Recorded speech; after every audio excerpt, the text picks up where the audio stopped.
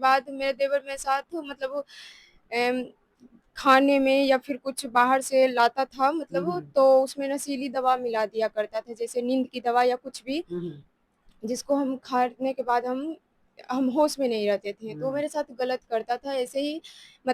नमस्कार दर्शकों, बहुत बहुत स्वागत है आपका द पटना फोरम में। मैं हूं आपके साथ सत्यम। इस वक्त हम आपको एक पीड़िता से मिलवाएंगे, जिस पीड़िता का कहानी आप सुनेंगे तो आपको लगेगा कि प्रशासनिक तौर पे कितनी कार्रवाई की जाती है और बिहार में कितनी सुशासन की सरकार है। इन दोनों चीज पे मैं इसलिए बोल रहा हूँ कि पुलिस भी बहुत अच्छा काम करती है, जुडिशियरी भी अपना अच्छा काम करती है, लेकिन आए दिन महिला उत्पीड़न का जो केस हम लोग देखते हैं तो मुझे लगता है कि महिला उत्पीड़न कम होने का नाम ही नहीं ले रहा है। आज हम सीधे जुड़ते हैं, हमारे साथ प्रवीर कुमार ठाकुर हैं, पटना हाईकोर्ट के अधिवक्ता हैं, और साथ में पीड़िता है। हालांकि पीड़िता का चेहरा मैंने ब्लर किया है और इनकी आइडेंटिटी को मैंने छिपा दिया है, क्योंकि माननीय सुप्रीम कोर्ट का गाइडलाइन है। क्योंकि ये रेप विक्टिम भी है, शादीशुदा होती हैं, उसके बाद इनके देवर इनके साथ रेप करते हैं, ऐसा इनका आरोप है। पूरी बात करते हैं, क्या हुआ था, शादी आपकी कब हुई थी? 5/5/2023 में हुई थी। 2023 में? हाँ। मतलब ये 2025 का मार्च चल रहा है। हाँ, तो 2023 में हुई थी, 5 तारीख 5वां महीना मई और 2023 में। 2023 में। अभी आपकी उम्र कितनी है?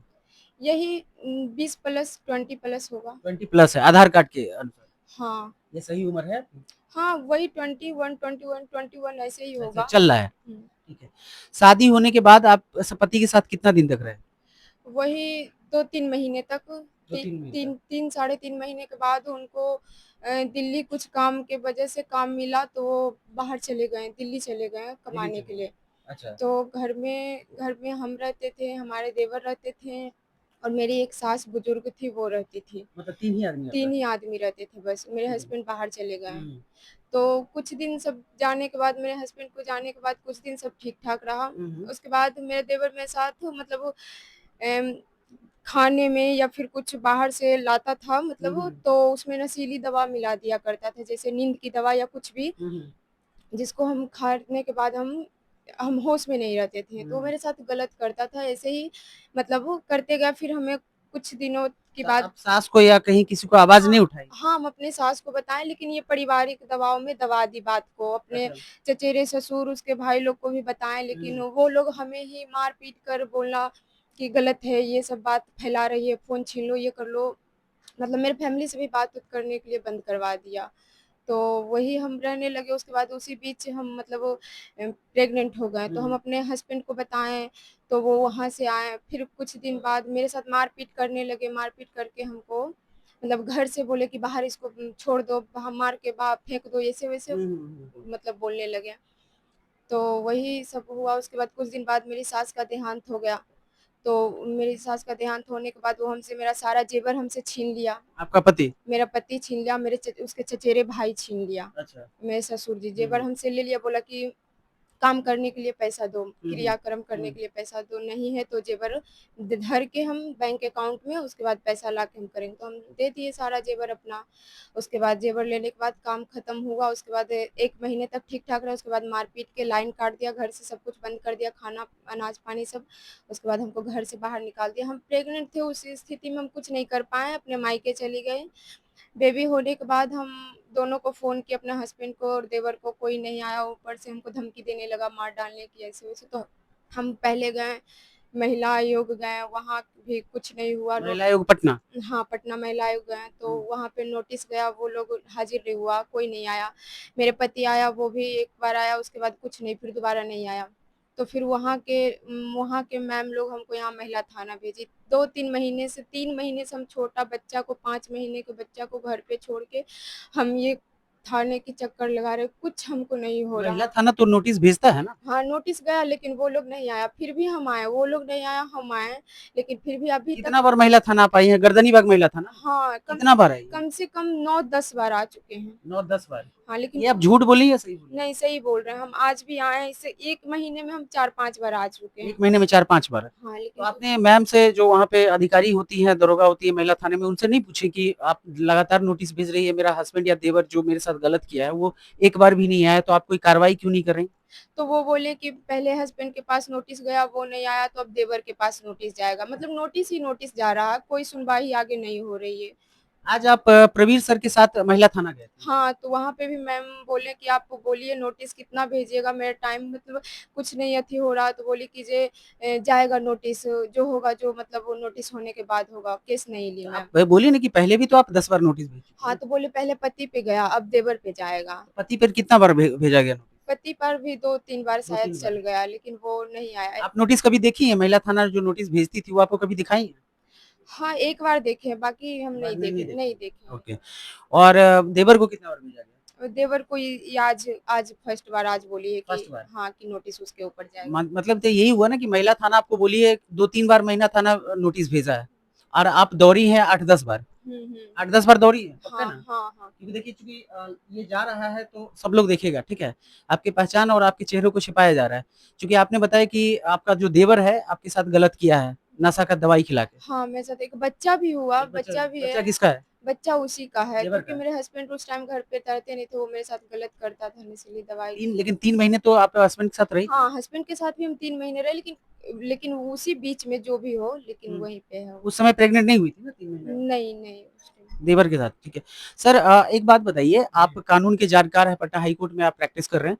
तो आज आपको आपको महिला थाना एक महिला के साथ क्यों जाना पड़ गया? जी, ये एक्चुअली मैं किसी काम से महिला थाने गया था, तो वहाँ मेरी मुलाकात प्रिया जी से हुई। इनकी बातें मैंने सुनी तो मैंने इनके बिहाफ में एप्लीकेशन डाला एक।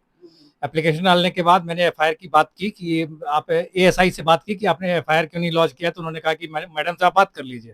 मैं मैडम के पास गया तो मैडम ने बोला कि आज एफआईआर हो जाएगा। दूसरे दिन मैंने कॉल किया मैडम को, एसएचओ को, तो उन्होंने कॉल उठाया और कहा कि आज 100% हो जाएगा, अभी तक हुआ नहीं है, लेकिन आज मैं कंफर्म करती हूँ सर कि आज हो जाएगा। लेकिन उन्होंने एफआईआर लॉन्च नहीं किया। फिर इनको बुलाया गया, मुझे कॉल किया कि सर आज मुझे बुलाया जा रहा है। मैंने कहा ठीक है आप जाइए, जो प्रोसेस होता है प्लीज मुझे आप रात में बताइएगा शाम में फ्री होके कि आपका एफआईआर लॉन्च हुआ कि नहीं। इनका एफआईआर लॉन्च नहीं हुआ। फिर आज इनको बुलाया गया था, तो आज मैं इनके साथ थाने पे गया था। तो थाने पे जाने के बाद वहाँ पे मैंने एएसआई बैठते हैं जो, उनसे मेरी बात हुई। उन्होंने कहा कि मैं कोशिश करता हूँ कि एफआईआर लॉन्च जाए। उन्होंने मेरी बात सुनी, सारी बात समझने के बाद बोली आपने नोटिस दिया, सारी चीजें, वो नए थे मेरे लिए, तो मैंने उनसे सारी बातें की। उन्होंने कहा कि नहीं मैं कोशिश करता हूँ कि हो जाए। फिर मैं एसएचओ से भी मिला। एसएचओ ने कहा कि आप सर वकालत छोड़ के क्यों चले आते हैं बार बार एफआईआर लॉन्च करवाने के लिए, ये वो ये हम लोग अपने हिसाब से कर रहे हैं। तो मैंने उनको कहा कि आप एफआईआर लॉन्च कीजिएगा कि नहीं कीजिएगा, आप मुझे ये क्लियर कर दीजिए। तो उन्होंने मुझे कुछ नहीं कहा, बोला कि आप लोग वकालत छोड़ के वकील साहब आ जाते हैं, हम लोग परेशान हो जाते हैं। तो मैं चाहता हूँ कि इनका अधिकार इनको मिले, इसके लिए मुझे जो भी करना पड़े मैं करने को तैयार हूँ। सर एक बात हाँ। ये है सर कि मेरे हस्बैंड भी शादी कर लिए हैं, वो शादी कर ली है? मेरे हस्बैंड शादी कर लिया और मेरा देवर भी शादी कर लिया है। सर दोनों ये शादी ये कर कहाँ लिया तक जायज है बताइए कि हिंदू मैरिज एक्ट में एक पत्नी के रहते हुए उसका पति दूसरा शादी कर सकता है? नहीं, एक पत्नी के रहते दूसरा पति हिंदू मैरिज एक्ट के हिसाब से शादी नहीं कर सकता और उस पर बाइगेमी का केस बनता है। अगर केस करना चाहें तो बाइगेमी का केस बनता है। इवन उस लड़के ने इनको छोड़ भी दिया। आज के डेट में डिवोर्स केस फाइल है और वो प्रिंसिपल जज के हैं, वहाँ कोई अपियर नहीं हुआ। मैं मिला हूँ तो मैंने कहा कि मैं देख लूंगा। आज के डेट में प्रिंसिपल जज के कोर्ट में इनका सॉरी एडिशनल प्रिंसिपल जज के कोर्ट में इनका केस पेंडिंग है। अभी आज के डेट में पेंडिंग है। कब केस फाइल हुआ था इनका कोर्ट में? वो तो मुझे डेट चेक करना पड़ेगा, मैं भी अपडेट करूँ। अच्छा एक बात बताइए, आपके पति शादी कर लिए ये बात कैसे कंफर्म, आपके पास कोई साक्ष्य है? नहीं सर, मेरे पास कोई प्रूफ तो नहीं है, लेकिन हम फोटो देखे अपने देवर के फोन में, उसका शादी का फोटो हम देखे। शादी का फोटो देखे हैं? हाँ, एकदम कंफर्म है कि हम देखे शादी हो का सकता है फोटो। कि नहीं, हो सकता है कि वो नहीं, हम बढ़िया से देखे हैं सर, बढ़िया से देखे कि मेरे हस्बैंड थे वो कोई, और उसके फैमिली लोग भी बोला है कि शादी कर लिया है। मेरे पास इसका रिकॉर्ड भी है, उसके अपने मतलब उसके जीजा जी, उसके चचेरे भाई लोग भी बोला कि वो शादी कर लिया है। फोन पे बात किए थे, रिकॉर्ड कर ली? हाँ, वो उसके जीजा जी। अच्छा आपका देवर भी शादी कर लिया? हाँ, वो भी इधर मार्च में ही शादी किया है। मार्च में शादी कर लिया। अब आप ये जो 5 महीने के बच्चे की बात कर रहे हो और आप अपनी बात कर रही हैं, तो मायके में आपके कौन-कौन रहते हैं? मायके में मेरे बस छोटा-सा फैमिली है, मम्मी है, पापा है, ऐसे ही किसानी लोग है, गरीब फैमिली है सर, हम लोग सड़क पे आ गए हैं। समझो कोई मतलब कोई मेरे बच्चे को कोई मतलब अथी करने वाला नहीं है, हम कहाँ जाएँ, कोई क्या फ्यूचर नहीं है बच्चे का? कुछ नहीं है। आप कुछ करती हैं जॉब वॉब ये? नहीं, अभी तो सिर्फ अभी तो पढ़ाई कर रहे हैं। पढ़ाई कर रहे हैं। हुँ। सर अब क्या होगा इनका, मतलब जैसे ये जो बता रही थी बहुत सारे केस हम लोग देखते हैं कि इस तरह के मामले में अमूमन इतना केस लंबा चलता है और प्रक्रियाएं इतनी ज्यादा होती है। आपने देखा कि जैसे महिला थाना या महिला आयोग है, ये दोनों जगह पे लगातार नोटिस जा रहा है।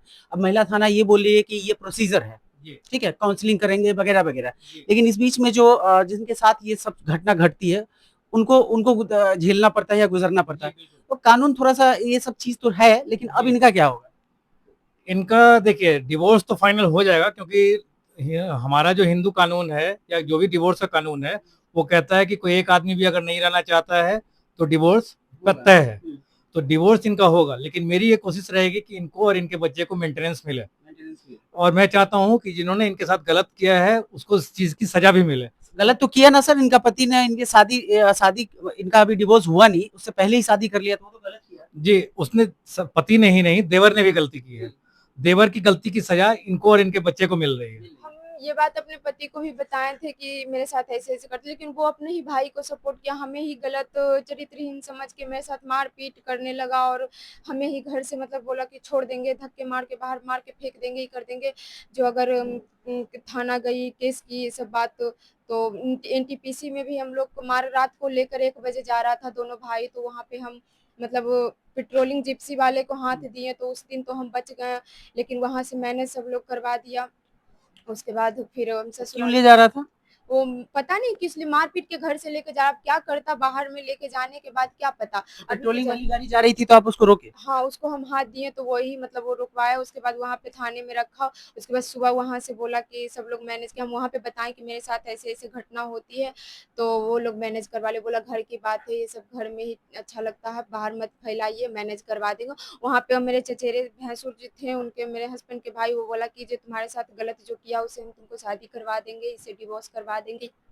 ऐसे-ऐसे बोल के मतलब मेरे फैमिली को सबको बहला के घर लेके हमको गया। उसके बाद फिर से वही मारपीट करने लगा, घर से निकलना बंद कर दिया। उसके बाद मेरा सब कुछ छीन लिया, हमको घर से निकाल दिया। आपका गहना जेवर कितना का होगा लगभग? यही 6-7 लाख का होगा। 6-7 लाख का? हाँ, सब ले लिया। आप बोली कि आपका छोटा-सा किसान परिवार है, तो इतना गहना जेवर आपके मतलब पिता दे दिए? नहीं, जो भी पैसा दिए थे ना पहले, मतलब मेरी मम्मी के यहाँ से भी, मायके में भी मेरे पास था, ऐसा नहीं, मेरी मम्मी का भी था और जो ससुराल से था वो सब था मेरे ठीक पास। है। अभी जो आप हम हमारे साथ बात कर रही है, वकील साहब बैठे हुए हैं, ये किसी दबाव में तो नहीं, अपने मन से बोल रही हैं? नहीं, नहीं, हम बिल्कुल अपने मन से जो मेरे साथ हुआ है वही हम बता रहे वही हैं। हो रहा है।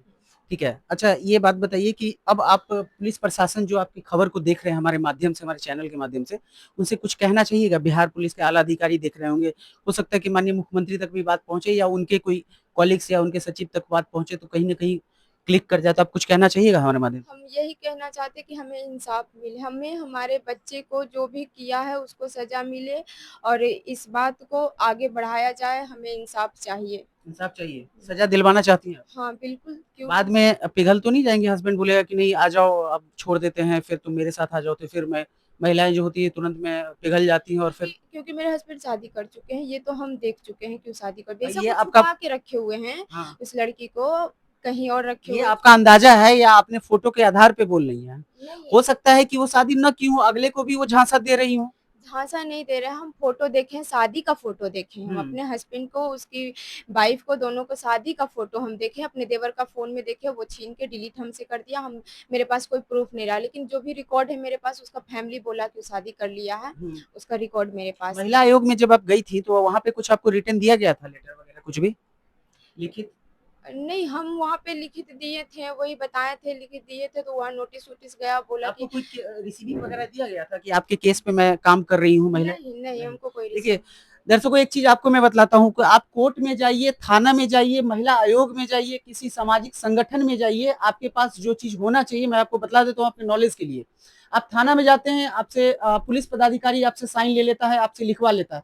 आप उनसे कुछ भी चीज़ नहीं लेते हैं, आप उनसे कुछ लिखवाते नहीं। कोर्ट चलता है साक्ष्य और तथ्य के आधार पे। तो आप किसी वकील से मिले, किसी संगठन से मिले, किसी भी आयोग में जाएँ, तो सबसे पहले आप उनसे रिटन एक लें कि मैं आपके पास आई थी फलाने डेट में, फलाने समय में, फलाने मैटर पे, इस विषय को लेके आपसे मदद ले रही हूँ, तो आप लिख के हमें दें कि आप मेरा काम कर रही हैं और मेरे बिहाफ में आप एक्शन लेंगी, तो आप एक रिटन ज़रूर ले लीजिए। जैसे मोहतरमा बता रही हैं, इनके पास कुछ भी रिटन नहीं है। आप महिला थाने में गई तो वहाँ कुछ रिटन ली थी? वहाँ पे मतलब नोटिस एक गया था, तो उसका रिसीविंग दिया था, तो वो भी एसएचओ मैम ले ली थी हमसे, ले ली जमा थी कर आपसे ना? दिए थे। हाँ, वो जो हम रिसीविंग आपको दिया गया वो आपसे क्यों ले लिया गया? अब जब आप कोर्ट में जब केस लड़ेंगी, कोर्ट आपसे माँगेगा कि आप यहाँ-यहाँ गई थी, आपके पास कोई प्रूफ है कि आप गई थी? नहीं, हमको तो आप लगा मुँह कि से बोल रही वही है ना? हाँ, आपके पास रिटन कुछ भी नहीं है नहीं ना? हम कुछ वीडियो है? वीडियो भी नहीं है। वॉइस रिकॉर्डिंग है? मैम से हाँ, वो पटना में हम बात किए थे, यहाँ हम गर्दनी बाग के मैम से बात किए थे, वो वॉइस वो रिकॉर्डिंग वैसे महिला आयोग में बात की थी वो है? नहीं उसका, कोर्ट तो सीधे मना कर देगा, कोर्ट बोलेगा आप कहीं गई नहीं थी, आप झूठ बोल रही हैं। क्योंकि हम वहाँ गए थे तो डायरी पे हम अपना सिग्नेचर भी किए थे जब भी गए थे, तो वो सब वही हमसे कभी भी अच्छे से हमसे बात करके पूरा मेरा डिटेल नहीं जानने की कोशिश की है। और उसके बाद जब भी हम अपना केस लेकर वहाँ गए हैं कि मैम कब लीजिएगा, कब देखिए लीजिएगा। वहां पे क्या होता है, देखिए एक चीज बात बताते हैं, यहाँ संवेदना आपके साथ है, हमारी चैनल की भी है, लेकिन पुलिस थाने में आप जाएंगी ना, वहाँ आपके जैसा बहुत सारे केसेस पहले से भी होते हैं, तो किसी के साथ हम बहुत अच्छे से बात करेंगे तो बहुत समय लगेगा, वहाँ काम किया जाता है। लेकिन सबसे बड़ा था, आप लोग जब जाती हैं तो आप वहाँ से कोई रिसीविंग नहीं लेती हैं, कुछ रिटर्न में तो नहीं लेती हैं। गया था नोटिस, तो उसका रिसीविंग हमको मैम दी थी, तो वो हम बोले कि मैम फिर हम नोटिस बोली दूसरा लिख के दो जो डेट वाला हो गया, तो उस पे मतलब अब केस नहीं फोटो होगा। नहीं लेनी है मोबाइल तो से? हम फोटो लिए थे, मेरा फोन में शायद फोटो होगा। होगा। हाँ उसका फोटो होगा, रिसीविंग का डेट का भी फोटो है, और जो मेरे देवर पे नोटिस गया था उसका भी एक रिसीविंग मेरे पास है। ठीक है सर, अब एक बार चलते चलते एक बात दर्शकों को बता दीजिए कि इस तरह के केसेस होते जो मैंने उनको बताया कि किसी भी जगह जाते तो आपको रिटर्न एक प्रूफ रखना चाहिए, सही बात है ना? बिल्कुल सही बात है। आप कभी भी कहीं भी जाएं, कुछ भी करें, तो उसकी रिसीविंग जरूर ले लें। वो बहुत जरूरी है। कल के डेट में आपका प्रूफ वही है कोर्ट कि वही आपने वो मानेगा, कोर्ट वही कोर्ट मानेगा। साक्ष्य पे चलता है। जी, तो साक्ष्य आपके पास नहीं होगा तो कोर्ट में आपकी बात नहीं सुनी नहीं जाएगी। सुनी जाएगी। इसलिए जरूरी है कि साक्ष्य अपने पास रखें। अब इनके मामले में क्या है कि इनको न्याय मिलेगा सर? न्याय मिलेगा। मैं इनके साथ खड़ा हूँ, और जब मैं खड़ा हूँ तो साथ दूंगा 100%। जब तक मेरे साथ हो सकता है मैं करूंगा इनके साथ।